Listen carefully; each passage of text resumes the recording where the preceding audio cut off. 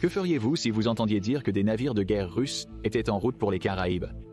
Cette question n'est plus une hypothèse, elle se produit réellement. Au début du mois de juin, le président russe Vladimir Poutine a annoncé qu'il enverrait une petite flotte de navires de guerre aux portes de l'Amérique pour participer à des jeux de guerre. La Russie a déjà empiété sur les eaux occidentales pour promouvoir son programme.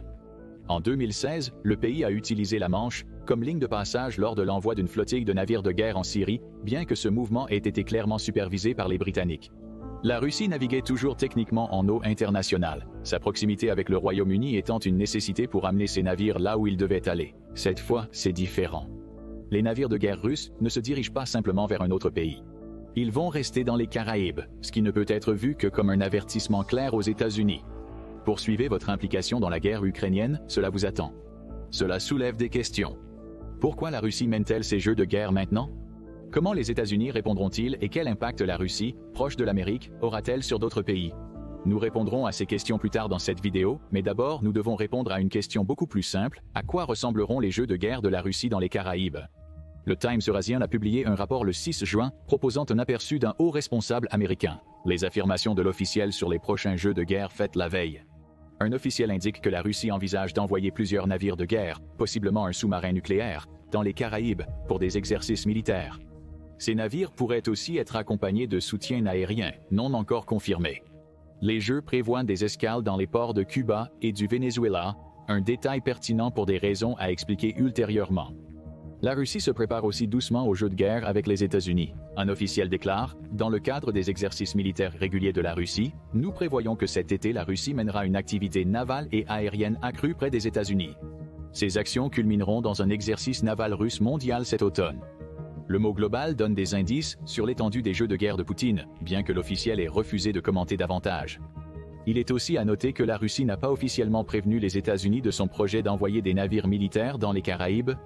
Au lieu de cela, ce mouvement intervient sur fond de tensions croissantes entre les deux nations, intensifiées par le soutien croissant de l'Amérique à l'Ukraine, l'officiel américain affirmant que les jeux de guerre sont vraiment à propos de la Russie, montrant qu'elle est toujours capable d'un certain niveau de projection de puissance mondiale.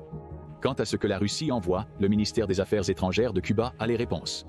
Les États-Unis, qui ont suivi les mouvements navals de la Russie au point de pouvoir anticiper les prochains exercices, ont d'abord suggéré qu'une poignée de navires de guerre accompagnés de quelques navires de soutien seraient en route. Un sous-marin nucléaire pourrait se joindre à ces navires de guerre, avec potentiellement des opérations d'entraînement aérien. Il reste à voir si ces opérations impliqueront des avions russes ou si elles verront la Russie travailler aux côtés de ses alliés et utiliser leurs avions. Columbia Broadcasting System News indique que les exercices pourraient inclure des bombardiers russes à longue portée. Malgré les États-Unis d'Amérique, la marine n'a pas confirmé ni démenti cela. Cuba a depuis confirmé qu'il y aura 4 navires russes impliqués dans les exercices. Cela comprend une frégate, l'amiral Gorchkov, et un sous-marin nucléaire nommé le Kazan. Moins menaçant est le pétrolier Pachine et le remorqueur de sauvetage Nikolai Tchaïkar. L'amiral Gorchkov est notablement utilisé dans ces tests. Premier de la nouvelle ligne de frégates de classe Gorchkov de la Russie, le navire a été mis en service en 2018 et conçu par la Severnaya Verve. Le réseau d'intégration de données sur l'environnement opérationnel indique que cette classe est prévue pour être un soutien clé de la future flotte russe. Il souligne que c'est une frégate polyvalente capable de lancer des attaques à distance, d'effectuer des missions d'escorte, de neutraliser des sous-marins et d'assumer d'autres rôles généralement non dévolus aux frégates. La Russie n'envoie pas un vieux navire à ses jeux de guerre, mais sa frégate la plus récente est la meilleure. Il est aussi à noter que ces exercices se dérouleront en eau internationale. Cela explique peut-être pourquoi la Russie n'a pas informé officiellement les États-Unis à leur sujet. Elle n'est pas obligée de le faire. Les exercices n'ont pas lieu dans les eaux américaines. Cependant, il est souvent normal pour une nation, envisageant un exercice si proche d'une autre, de la prévenir au moins qu'il se passe. Si ce n'est pour éviter les erreurs de calcul pouvant mener à l'attaque de navires d'entraînement. Il est clair que la Russie arrive. La prochaine question est simple. Comment les États-Unis comptent-ils réagir à l'approche des navires de guerre de Poutine? La réponse peut être surprenante et qu'il n'y en a vraiment pas. Le responsable américain qui a dévoilé les intentions russes a aussi affirmé que c'est une activité navale habituelle. Selon lui, les États-Unis ne sont pas inquiets des navires de guerre russes entrants, car ils ne sont pas une menace directe pour les États-Unis. Ils seront temporairement stationnés dans les eaux des Caraïbes avant de retourner à Moscou après l'été. Il y a quelques implications détournées dans ces commentaires.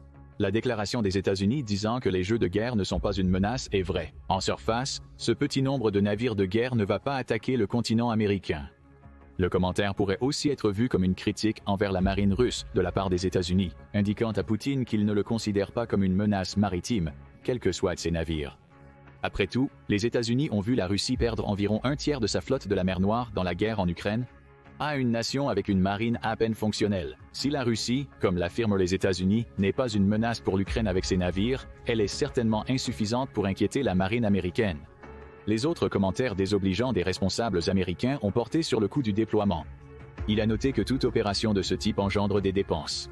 Les États-Unis suggèrent une petite démonstration d'agression, n'est qu'un signe que la Russie essaie de montrer qu'elle maintient la préparation navale et est capable de réaliser des déploiements, même si elle a une flotte de plus en plus vieillissante. De plus, ce n'est pas comme si c'était la première fois que la Russie envoyait des navires quelque part près du territoire américain. La traversée de la Manche précédemment citée est un bon exemple, même si ce n'est pas un territoire américain.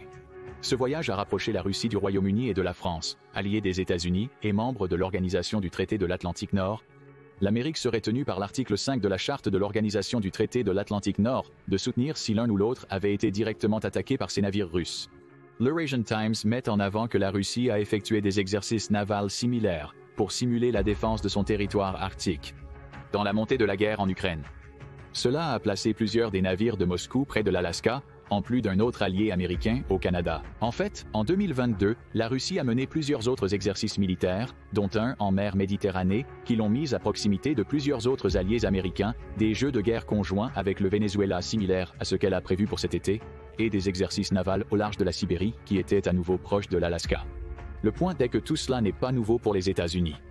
De plus, ce n'est pas comme si les États-Unis ne connaissaient pas la gestion d'exercices navals près des eaux de ses ennemis potentiels.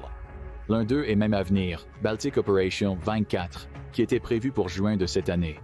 Cet exercice militaire impliquera les États-Unis et 19 de ses alliés de l'Organisation du traité de l'Atlantique Nord, rassemblant 50 navires, 85 avions et environ 9000 personnes dans un exercice conçu pour démontrer la bonne coordination des forces de l'Organisation du traité de l'Atlantique Nord, et tout cela se déroulera en mer Baltique, juste à la porte de la Russie.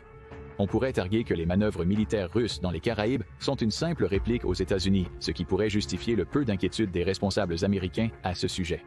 Néanmoins, il suivra toujours tout ce qui se passe pendant la présence de la Russie à la porte de l'Amérique, car il voudra savoir si les jeux de guerre donnent une indication de la manière dont la Russie pourrait aborder une future opération navale dans les Caraïbes. La Russie déploie des actifs navals près des États-Unis n'est pas nouveau. Cependant, une question reste sans réponse. Pourquoi maintenant? Alors que la Russie est toujours profondément impliquée dans la guerre en Ukraine, une guerre qui lui a déjà fait perdre une part substantielle de sa marine, pourquoi consacre-t-elle des ressources à des jeux de guerre dans les Caraïbes? C'est en partie dû à la projection de puissance. L'officiel des États-Unis a discuté lorsqu'il a révélé que les jeux de guerre auraient lieu. Depuis presque le début du conflit en Ukraine, Poutine a dû observer de nombreux pays occidentaux financer et fournir du matériel à la nation qu'il tente de conquérir. Les États-Unis ont guidé ici.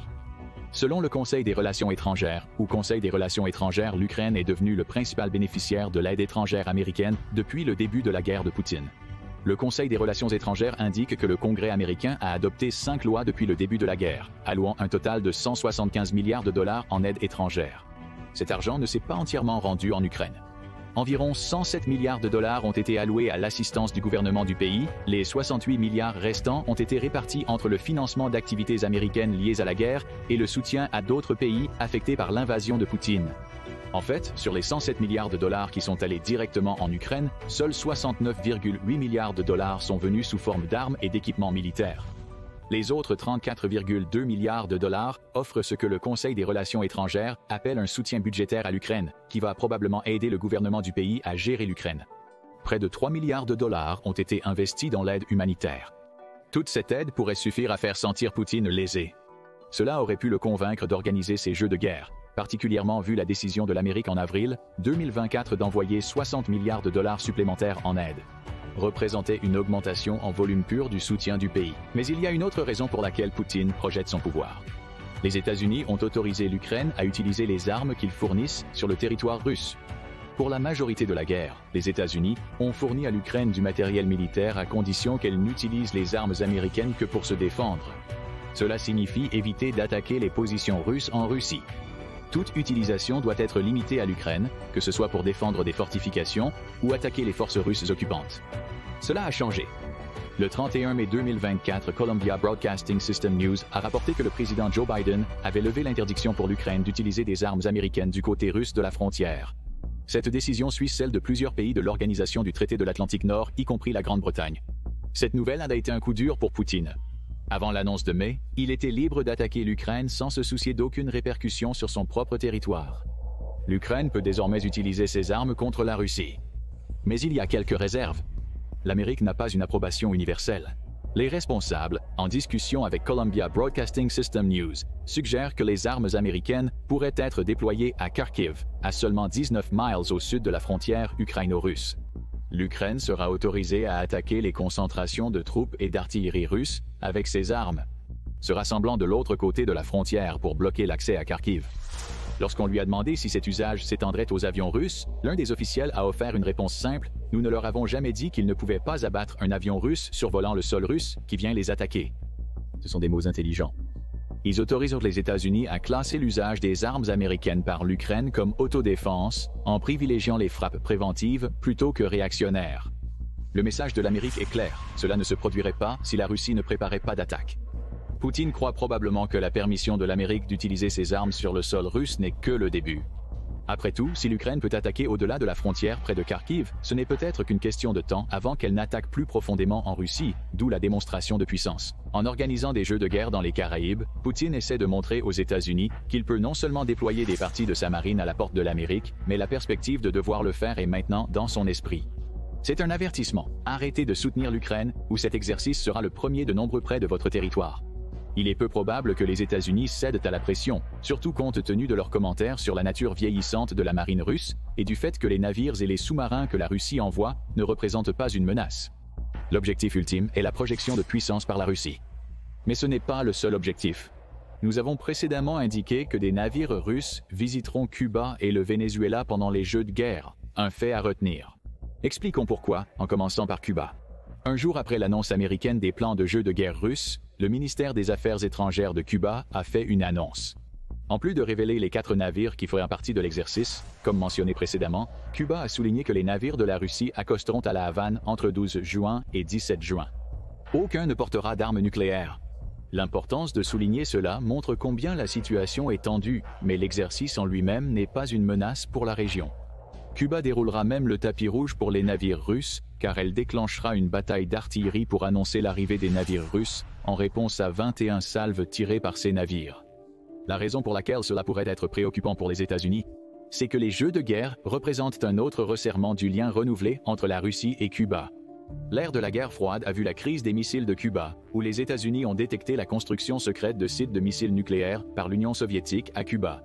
L'alliance Cuba-Russie existe depuis des décennies, mais a diminué après la chute de l'Union soviétique dans les années 1990. Les années 2020 ont vu un renforcement du lien entre les deux, qui suggère qu'ils sont sur le point de revenir à une relation semblable à celle qu'ils partageaient dans les années 60.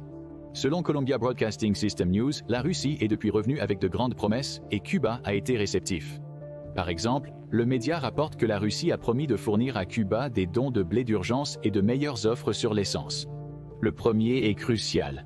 Cuba connaît une pénurie alimentaire si grave qu'elle a fait appel aux Nations Unies pour obtenir de l'aide en février 2024. Un afflux de blé russe pourrait aider à résoudre cette crise et permettre à Poutine d'étendre son influence à Cuba. Mais la relation va au-delà du blé et de l'essence. En novembre 2023, le site web gouvernemental russe a indiqué que le vice-premier ministre Dmitry Chernychenko avait rencontré Ricardo Capriles, vice-président du Conseil des ministres de Cuba. Il y avait plusieurs sujets de conversation, y compris la mise en place d'accords commerciaux bilatéraux, la mise en œuvre des promesses d'aide humanitaire de la Russie à Cuba et des discussions relatives à l'économie de chaque pays. Le tourisme était aussi discuté lors de la réunion.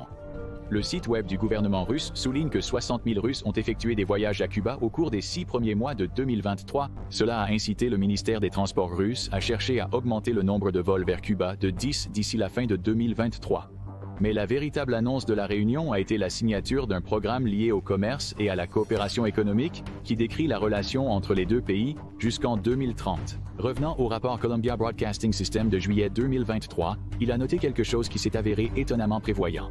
Des observateurs cubains prédisent une augmentation de l'accostage de navires de guerre russes à la Havane et la possibilité de survol des États-Unis par des bombardiers russes à longue portée. la côte est et atterrissent sont à Cuba. En bref, préparez-vous à ce qui est maintenant confirmé, près d'un an après la sortie de ce rapport. Qu'impliquent ces liens renforcés pour les États-Unis sur le long terme? L'ex-membre de la Defense Intelligence Agency Chris Simmons a spéculé à ce sujet lors d'un échange avec Columbia Broadcasting System, ayant travaillé par le passé pour débusquer des espions cubains, dont un qui avait pénétré à un haut niveau dans la Defense Intelligence Agency. Simmons a été rapide à souligner que les liens plus forts de la Russie avec Cuba maintenant ne signifient pas un retour au jour de la guerre froide. Néanmoins, il dit que beaucoup de tactiques déjà vues reviendront. Plus précisément, Cuba a toujours l'une des meilleures opérations d'espionnage existantes. C'est inestimable pour la Russie, comme l'a expliqué Simmons. Ils peuvent demander aux Cubains, c'est quoi les États-Unis? Que fait la communauté des opérations spéciales dans cette zone? Cuba aurait les réponses, selon Simmons. C'est une mauvaise nouvelle pour les États-Unis. Le renforcement des relations Russie-Cuba pourrait non seulement provoquer un flux d'informations vers Moscou, mais signifierait aussi que la Russie dispose d'une base proche du continent américain. Cela ne veut pas dire que la Russie lancerait une attaque depuis Cuba. Ce serait insensé à moins qu'une telle attaque ne soit le prélude à une guerre totale. Mais le simple fait d'avoir une relation si forte que Cuba et la Russie peuvent coopérer sur des exercices militaires et des opérations de formation envoie un message aux États-Unis. Nous avons aussi des alliés, et l'un d'eux est pratiquement dans votre arrière-cour. Il y a ensuite le Venezuela. Les liens de la Russie avec le Venezuela ne sont pas aussi profonds qu'avec Cuba, mais il ne fait aucun doute que la relation entre les deux s'est renforcée ces dernières années, pour une raison principale, le pétrole. C'est selon un rapport d'octobre 2023 couvrant l'attente de la Russie que le président vénézuélien Nicolás Maduro visiterait bientôt Moscou. Bien que non réalisé, le Kremlin confirmait en avril 2024 que cette visite était toujours en préparation. Mais c'est la raison derrière une telle visite qui pourrait montrer pourquoi les navires de guerre russes feront une escale au Venezuela. En résumé, le Venezuela possède les plus grandes réserves de pétrole prouvées au monde et la Russie est le deuxième exportateur mondial de pétrole. Sécuriser une relation serait une énorme plume dans la casquette collective russe, comme l'a expliqué le vice-premier ministre russe, Alexandre Novak. Novak décrit le Venezuela comme un partenaire russe clé dans la région latino-américaine, tout en notant que les efforts de son pays pour approfondir les liens sont particulièrement importants dans le contexte des tentatives des pays occidentaux d'utiliser la demande de ressources énergétiques comme un instrument de pression politique. C'est probablement une référence aux lourdes sanctions sur le commerce du pétrole imposées à la Russie à la suite de la guerre en Ukraine. Novak suggère que la Russie cherche à influencer l'avenir des plus grandes réserves pétrolières mondiales en se rapprochant du Venezuela. C'est peut-être pourquoi la Russie soutient aussi l'alliance économique des Brésil, Russie, Inde, Chine, Afrique du Sud. Le groupe de 10 membres, qui comprend la Russie, implique plusieurs pays non occidentaux travaillant ensemble sur des domaines de politique économique. Son objectif général est d'établir des liens économiques plus forts entre ses membres, avec un objectif secondaire de réduire l'influence occidentale sur la géopolitique mondiale et les questions économiques. C'est pourquoi la Russie veut intégrer le Venezuela dans le groupe.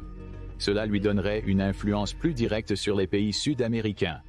Il faut aussi noter que le Venezuela soutient la Russie dans la guerre en Ukraine. C'est selon Venezuela Analysis qui a publié un rapport en février 2024 discutant d'une réunion entre le président Maduro et le ministre des Affaires étrangères de la Russie, Sergei Lavrov. La réunion, qui a eu lieu au palais Miraflores de Maduro, a vu le président vénézuélien affirmer que son pays soutient la Russie dans sa lutte contre les nazis. Cela fait écho aux affirmations de Poutine selon lesquelles son invasion de l'Ukraine est en partie justifiée par ce qu'il croit être une forte présence nazie dans le pays. Lavrov a répondu que la Russie, consciente de l'aspiration du Venezuela à rejoindre les Brésil, Russie, Inde, Chine, Afrique du Sud et en tant que président de l'association cette année, y contribuera. Les deux parties bénéficient de ce renforcement des relations. Pour le Venezuela, l'association avec la Russie offre une opportunité d'intégration au Brésil, Russie, Inde, Chine, Afrique du Sud et un moyen potentiel d'exporter ses réserves pétrolières mondialement. La Russie peut influencer l'utilisation de ses réserves pétrolières, tout en renforçant ses relations avec un pays proche des États-Unis, comme elle l'a fait avec Cuba. Si les États-Unis ne sont pas vigilants, l'activité de la Russie en Amérique latine pourrait les encercler de pays prêts à collaborer avec la Russie pour affaiblir leur position géopolitique. Peut-être que la véritable menace des jeux de guerre russes pour les États-Unis réside ici. Il est improbable que les navires causent des soucis. Ils sont trop peu nombreux et bien trop faibles pour représenter une menace pour la marine américaine. Et les conséquences de leur arrivée à Cuba et au Venezuela? Celles-ci sont beaucoup plus inquiétantes car elles indiquent que la Russie essaie d'accroître son influence autour des Amériques. C'est une tactique familière pour les États-Unis. Ils possèdent 750 bases militaires dans 80 pays, toutes conçues pour renforcer les relations et donner aux États-Unis des capteurs dans des zones inaccessibles autrement. Les jeux de guerre estivaux de la Russie peuvent signaler une démonstration de force, mais indiquent aussi que Moscou pourrait vouloir établir des relations similaires avec des pays non encore dominés par l'Amérique. Cela nous laisse avec plus de questions. Que pensez-vous des exercices de jeux de guerre d'été de la Russie? Les États-Unis ne doivent-ils pas les considérer comme une menace? Ou ces affirmations de ne pas être inquiets cachent-elles la vérité qu'ils garderont un œil très attentif sur les jeux et ce qui se passe ensuite? Donnez-nous votre avis dans les commentaires. L'alliance entre la Chine, la Russie, la Corée du Nord et l'Iran pourrait-elle anéantir l'organisation du traité de l'Atlantique Nord?